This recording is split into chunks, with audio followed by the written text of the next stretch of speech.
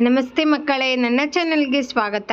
ಇವತ್ತಿನ ವಿಡಿಯೋದಲ್ಲಿ ಕರ್ನಾಟಕ ಏಕೀಕರಣ ಪಾಠ ಸಮಿತಿ ರಚನೆ. ಬನ್ನಿ ವಿಡಿಯೋ ಶುರು ಮಾಡೋಣ. ಯಾರೆಲ್ಲ ನನ್ನ ಚಾನಲ್ನ ಇನ್ನೂ ಸಬ್ಸ್ಕ್ರೈಬ್ ಮಾಡ್ಕೊಳ್ದೆ ನೋಡ್ತಿದ್ದೀರಾ, ಸಬ್ಸ್ಕ್ರೈಬ್ ಮಾಡ್ಕೊಂಡು ನೋಡಿ. ನಾನು ಹಾಕೋ ಪ್ರತಿಯೊಂದು ವಿಡಿಯೋಸ್ ಕೂಡ ನೀವು ನೋಡ್ಬೋದು. ಮೊದಲನೇದಾಗಿ ಪದಗಳ ಅರ್ಥವನ್ನು ತಿಳ್ಕೊಳ್ಳೋಣ ಬನ್ನಿ.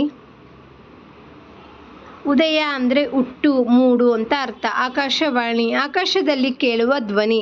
ರೇಡಿಯೋ, ಬಾನುಲಿ ಅಂತಲೂ ಕರೀತಾರೆ. ಪ್ರಸ್ತುತಪಡಿಸು, ಪ್ರಕಟಿಸು, ಸಾದರಪಡಿಸು ಅಂತ ಅರ್ಥ. ಆಳಿಸು, ಕೇಳು. ಹೊರತುಪಡಿಸು ಅಂದರೆ ಬಿಟ್ಟು. ಕುತೂಹಲ, ಅಚ್ಚರಿ, ವಿಸ್ಮಯ. ಸಂಸ್ಥಾನ, ರಾಜ್ಯ, ದೇಶದ ಒಂದು ಭಾಗ. ಪರಕೀಯ, ಬೇರೆಯ, ಹೊರಗಿನ, ಅನ್ಯ. ಅಸಹನೀಯ, ಸಹಿಸಲು ಸಾಧ್ಯವಿಲ್ಲದ, ತಡೆಯಲಾಗದ. ಅಸ್ತಿತ್ವ, ಇರುವಿಕೆ. ಅಗ್ರಗಣ್ಯ, ಮೊಟ್ಟಮೊದಲಿನ. ಸರ್ವಶ್ರೇಷ್ಠ, ಪ್ರೇರಣೆ, ಪ್ರಚೋದನೆ, ಮುಂದಕ್ಕೆ ಹೋಗುವಂತೆ ಉತ್ತೇಜಿಸುವಿಕೆ. ವಿಭಜನೆ, ವಿಂಗಡಣೆ, ಬೇರ್ಪಡಿಸುವಿಕೆ. ಸಮಾನ ಮನಸ್ಕ, ಒಂದೇ ಬಗೆಯಲ್ಲಿ ಯೋಚನೆ ಮಾಡುವವನು, ತನ್ನಂತೆಯೇ ಅಭಿಪ್ರಾಯವುಳ್ಳವನು. ಕಾರ್ಯಪ್ರವೃತ್ತ, ಕೆಲಸ ಮಾಡಲು ಮೊದಲಾಗು. ಧ್ಯೇಯೋದ್ದೇಶ, ಗುರಿ. ನಿಘಂಟು, ಶಬ್ದಕೋಶ, ಶಬ್ದಾರ್ಥ ಸಂಗ್ರಹ. ನೆಲೆ ಕಲ್ಪಿಸು, ವೇದಿಕೆ ಒದಗಿಸು, ಅವಕಾಶ ಮಾಡಿಕೊಡು. ಆಯೋಜಿಸು, ಏರ್ಪಾಡು ಮಾಡು, ವ್ಯವಸ್ಥೆಗೊಳಿಸು ಅಂತ ಅರ್ಥ. ಆಂದೋಲನ, ಚಳುವಳಿ. ಕ್ರಾಂತಿ, ವ್ಯಾಪ್ತಿ, ವಿಸ್ತಾರ, ಮಿತಿ. ಎಡವಟ್ಟು ಅಂದರೆ ರೂಢಿಗೆ ವಿರೋಧವಾದದ್ದು, ವಿಚಿತ್ರವಿಲ್ಲದ್ದು, ಕರ್ಮ ತಪ್ಪಿದ್ದು. ಅಖಂಡ. ಆದ ನಂತರ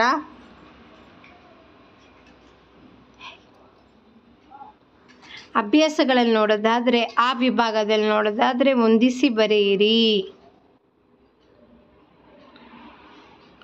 1860 ಕರ್ನಾಟಕ ವಿದ್ಯಾವರ್ಧಕ ಸಂಘ ಸಂಸ್ಥಾಪನೆ ಅಂತ ಮೊದಲನೇದಾಗಿ ಬರೀರಿ. 1619 ಕರ್ನಾಟಕ ಸಭೆ ಸಂಸ್ಥೆ ಪ್ರಾರಂಭ. 1615 ಕರ್ನಾಟಕ ಸಾಹಿತ್ಯ ಪರಿಷತ್ ಸ್ಥಾಪನೆ. 1659 ಮೈಸೂರು ರಾಜ್ಯ ಉದಯ. 1673 ಕರ್ನಾಟಕ ರಾಜ್ಯ ಎಂಬ ಹೆಸರು ಬಂದಿದ್ದು. ಇದು ಬರೆದ ನಂತರ ಕೊಟ್ಟಿರುವ ಪದ ಬಳಸಿ ಸ್ವಂತ ವಾಕ್ಯ ರಚಿಸಿ. ಮೊದಲನೇದಾಗಿ ಹೋರಾಟ. ಸುಭಾಷ್ ಚಂದ್ರ ಬೋಸ್ ಒಬ್ಬ ಮಹಾನ್ ಸ್ವಾತಂತ್ರ್ಯ ಹೋರಾಟಗಾರರು. ಸವಾಲು, ಸ್ವಾತಂತ್ರ್ಯ ಬಂದ ನಂತರವೂ ನಾವು ಹಲವಾರು ಸವಾಲುಗಳನ್ನು ಎದುರಿಸಬೇಕಾಯಿತು. 3 ಕಲ್ಪಿಸು, ನಮಗೆ ನಮ್ಮ ಉಪಾಧ್ಯಾಯರು ಹಲವಾರು ಸೌಲಭ್ಯಗಳನ್ನು ಕಲ್ಪಿಸಿಕೊಟ್ಟಿದ್ದಾರೆ. ಅಗ್ರಗಣ್ಯ. 4ನೇದಾಗಿ ಕರ್ನಾಟಕ ಏಕೀಕರಣಕ್ಕೆ ಹೋರಾಟ ನಡೆಸಿದ ಅಗ್ರಗಣ್ಯರು 100ಕ್ಕೂ ಹೆಚ್ಚು. 5 ಪ್ರತಿಭೆ, ನಾವು ನಮ್ಮ ಪ್ರತಿಭೆಯನ್ನು ಹೊರಹೊಮ್ಮಿಸಲು ಸತತವಾಗಿ ಪರಿಶ್ರಮಿಸಬೇಕು. ಒಂದು ವಾಕ್ಯದಲ್ಲಿ ಉತ್ತರ ಬರೆಯಿರಿ. ರೇಡಿಯೋದಲ್ಲಿ ಯಾವ ನುಡಿ ಹರಿದು ಬಂತು? ರೇಡಿಯೋದಲ್ಲಿ ಕರ್ನಾಟಕ ಏಕೀಕರಣದಲ್ಲಿ ಭಾಗವಹಿಸಿದ ಹಿರಿಯರೊಬ್ಬರು ತಮ್ಮ ಅನುಭವಗಳನ್ನು ನಿಮ್ಮ ಮುಂದೆ ಪ್ರಸ್ತುತಪಡಿಸುತ್ತಾರೆ. ಆಲಿಸಿರಿ ಎಂಬ ನುಡಿ ಹರಿದು ಬಂತು. 2 ಬ್ರಿಟಿಷರ ಆಡಳಿತದಲ್ಲಿ ಕನ್ನಡಿಗರು ಒಟ್ಟಾಗಿರಲು ಅವಕಾಶವೇ ಇರಲಿಲ್ಲ. ಏಕೆ? ಮೈಸೂರು ಸಂಸ್ಥಾನ ಹೊರತುಪಡಿಸಿ ಉಳಿದ ಕನ್ನಡ ಪ್ರದೇಶಗಳೆಲ್ಲ ಹಂಚಿಕೊಂಡು ಹೋಗಿದ್ದರಿಂದ ಕನ್ನಡಿಗರ ಒಟ್ಟಿಗಿರಲು ಅವಕಾಶವೇ ಇರಲಿಲ್ಲ. 3 ಕನ್ನಡದ ಪರವಾಗಿ ಹೋರಾಟ ಮಾಡಿದವರೆಲ್ಲ ಕೆಲವರ ಹೆಸರು ತಿಳಿಸಿರಿ. ರಾ. ಹ. ದೇಶಪಾಂಡೆ, ರೊದ್ದ ಶ್ರೀನಿವಾಸರಾವ್, ಹಾಲೂರು ವೆಂಕಟರಾಯ, ಡೆಪ್ಯೂಟಿ ಚೆನ್ನಬಸಪ್ಪ. 4 ವಂಗಭಂಗ ಚಳುವಳಿಯನ್ನು ಯಾರು ನಡೆಸಿದರು? ವಂಗಭಂಗ ಚಳುವಳಿಯನ್ನು ಬಂಗಾಳಿಗರು ನಡೆಸಿದರು. 5 ವಿದ್ಯಾವರ್ಧಕ ಸಂಘದ ಕೆಲಸವೇನಾಗಿತ್ತು? ಕನ್ನಡಿಗರನ್ನು ಒಂದುಗೂಡಿಸುವುದು ವಿದ್ಯಾವರ್ಧಕ ಸಂಘದ ಕೆಲಸವಾಗಿತ್ತು. ನಮ್ಮ ರಾಜ್ಯಕ್ಕೆ ಕರ್ನಾಟಕ ಎಂದು ಹೆಸರು ಯಾವಾಗ ಬಂದಿತ್ತು? 1673 ನವೆಂಬರ್ 1ರಂದು ಬಂತು. ಇದಾದ ನಂತರ 2-3 ವಾಕ್ಯಗಳಲ್ಲಿ ಉತ್ತರಿಸಿ. ಮೊದಲನೇದಾಗಿ, ಕನ್ನಡ ನಾಡು ಏಕೀಕರಣಗೊಳ್ಳಲು ಕನ್ನಡಿಗರಿಗೆ ಪ್ರೇರಣೆಯಾದ ಘಟನೆ ಯಾವುದು? ಬ್ರಿಟಿಷರದ್ದು ಒಡೆದು ಆಳುವ ನೀತಿ. ಅದರಂತೆ 1605 ಆಗಸ್ಟ್ 16ರಂದು ಬ್ರಿಟಿಷ್ ಸರ್ಕಾರ ಬಂಗಾಳ ರಾಜ್ಯ ವಿಭಜನೆಗೆ ಮುಂದಾಯಿತು. ಇದನ್ನು ಪ್ರತಿಭಟಿಸಿದ ಬಂಗಾಳಿಗರು ವಂಗಭಂಗ ಎನ್ನುವ ಬೃಹತ್ತಾದ ಚಳುವಳಿಯನ್ನು ನಡೆಸಿದರು. 2. ಕನ್ನಡ ಸಾಹಿತ್ಯ ಪರಿಷತ್ ಕರ್ನಾಟಕ ಏಕೀಕರಣದ ಬೇಡಿಕೆಗೆ ವೇದಿಕೆ ಕಲ್ಪಿಸಿದ್ದು ಹೇಗೆ? ಪರಭಾಷೆ ಹಾಗೂ ಸಂಸ್ಕೃತಿಯ ಕಬಂಧ ಬಾಹುವಿನಲ್ಲಿ ಸಿಕ್ಕಿದ ಜನಮನವನ್ನು ಒಗ್ಗೂಡಿಸಿ ಕನ್ನಡ ಮನೆ ಮುಟ್ಟಲು ಕನ್ನಡ ಸಾಹಿತ್ಯ ಸಮ್ಮೇಳನಗಳು ಆಯೋಜಿಸಲಾಯಿತು. ಕನ್ನಡಿಗರನ್ನು ಒಂದುಗೂಡಿಸಿ ಕರ್ನಾಟಕ ಏಕೀಕರಣಕ್ಕೆ ಧ್ವನಿ ಎತ್ತುವ ಮೂಲಕ ಏಕೀಕರಣದ ಬೇಡಿಕೆಗೆ ವೇದಿಕೆ ಕಲ್ಪಿಸಿತು. 3. ಕರ್ನಾಟಕ ಸಭೆಯ ಮೊದಲ ಕಾರ್ಯಕ್ರಮದಲ್ಲಿ ಏನೆಲ್ಲ ಘಟನೆಗಳು ನಡೆದವು? 25/12/1624ರಂದು ಸರ್ ಸಿದ್ದಪ್ಪ ಕಂಬಳಿಯವರ ಅಧ್ಯಕ್ಷತೆಯಲ್ಲಿ ಕರ್ನಾಟಕ ಸಭೆಯ ಮೊದಲ ಕಾರ್ಯಕ್ರಮ ನಡೆಯಿತು. ಅವತ್ತು ಅಲ್ಲಿ ಹುಯಿಲಗೊಳ್ಳೆ ನಾರಾಯಣರು ರಚಿಸಿದ ಉದಯವಾಗಲಿ ನಮ್ಮ ಚೆಲುವ ಕನ್ನಡ ನಾಡು ಎಂಬ ಗೀತೆಯನ್ನು ಮೊದಲ ಬಾರಿಗೆ ಹಾಡಲಾಯಿತು. ಇದಾದ ನಂತರ ಕೆಳಗಿನ ಪ್ರಶ್ನೆಗೆ 5-6 ವಾಕ್ಯಗಳಲ್ಲಿ ಉತ್ತರಿಸಿರಿ. ಮೊದಲನೇದಾಗಿ, ಬಂಗಾಳದಲ್ಲಿ ನಡೆದ ವಂಗಭಂಗ ಚಳುವಳಿಯ ಬಗ್ಗೆ ಬರೆಯಿರಿ. ಬ್ರಿಟಿಷರದ್ದು ಒಡೆದು ಆಳುವ ನೀತಿ. ಅದರಂತೆ 1605 ಆಗಸ್ಟ್ 16ರಂದು ಬ್ರಿಟಿಷ್ ಸರ್ಕಾರ ಬಂಗಾಳ ರಾಜ್ಯ ವಿಭಜನೆಗೆ ಮುಂದಾಯಿತು.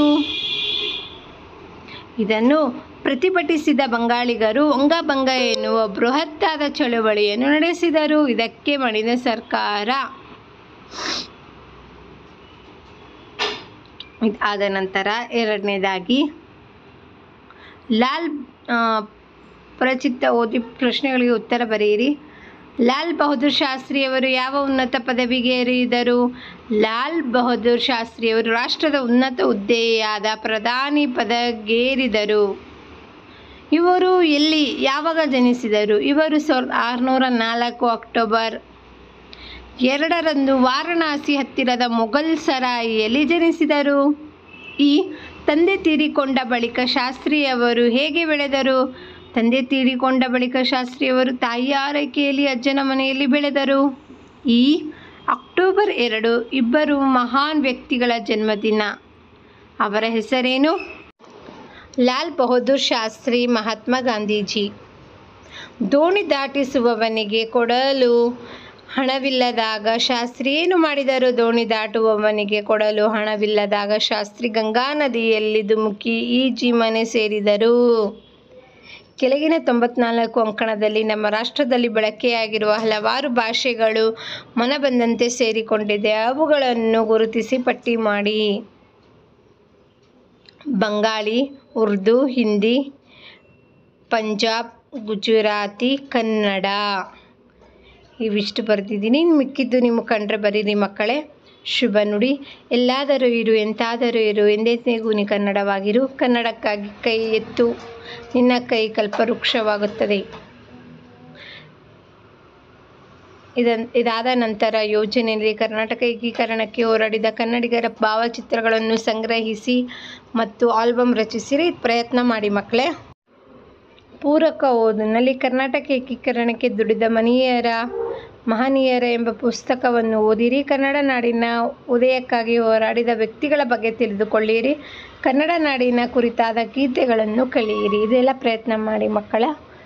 ಇದಾದ ನಂತರ ವ್ಯಾಕರಣ ಮಾಹಿತಿ ಆದರೆ ವೃದ್ಧಿ ಸಂಧಿ ಅಂದ್ರೇನು? ಆಕಾರಗಳ ಮುಂದೆ ಐಕಾರಗಳು ಪರವಾದರೆ ಅವೆರಡರ ಸ್ಥಾನದಲ್ಲಿ ಐಕಾರವು, ಔಕಾರಗಳು ಪರವಾದರೆ ಅವೆರಡರ ಸ್ಥಾನದಲ್ಲಿ ಔಕಾರವು ಆದೇಶವಾಗಿ ಬಂದರೆ ಅದಕ್ಕೆ ವೃದ್ಧಿ ಸಂಧಿ ಎನ್ನುವರು. ಉದಾಹರಣೆಗೆ ಏಕ ಪ್ಲಸ್ ಏಕ, ಏಕೈಕ, ಆ ಪ್ಲಸ್ ಐ. ಹಾಗೆ ನೋಡೋದಾದರೆ ಶಿವ ಪ್ಲಸ್ ಐಕ್ಯ, ಶಿವೈಕ್ಯ, ಆ ಪ್ಲಸ್ ಐ. ಆ ಥರನೇ ಎನ್ ಸಂಧಿ ಅಂದ್ರೇನು? ಈ ಊರು ಕಾರಗಳಿಗೆ ಸವರ್ಣವಲ್ಲದ ಪರವಾದರೆ ಈ ಕಾರಗಳಿಗೆ ಯಕಾರವು, ಊಕಾರಗಳಿಗೆ ವಕಾರವು, ಋಕಾರಕ್ಕೆ ರಕಾರವು ಆದೇಶಗಳಾಗಿ ಬಂದರೆ ಅದನ್ನು ಎನ್ ಸಂಧಿ ಅಂತ ಅನ್ನುತ್ತಾರೆ. ಉದಾಹರಣೆಗೆ ಇತಿ ಪ್ಲಸ್ ಆದಿ, ಇತ್ಯಾದಿ, ಜಾತಿ ಪ್ಲಸ್ ಅತೀತ, ಜಾತ್ಯತೀತ ಹೀಗೆ. ಮನು ಪ್ಲಸ್ ಅಂತರ ಮನ್ವಂತರ, ಉ ಪ್ಲಸ್ ಆ ವಾ ಆಗುತ್ತೆ. ಗುರು ಪ್ಲಸ್ ಆಜ್ಞೆ ಗುರಾಜ್ಞೆ, ಉ ಪ್ಲಸ್ ಆ ವಾ ಆಗುತ್ತೆ. ಪಿತ ಪ್ಲಸ್ ಅರ್ಜಿತ ಪಿತಾರ್ಜಿತ, ರು ಪ್ಲಸ್ ಆ ರಾ ಆಗುತ್ತೆ.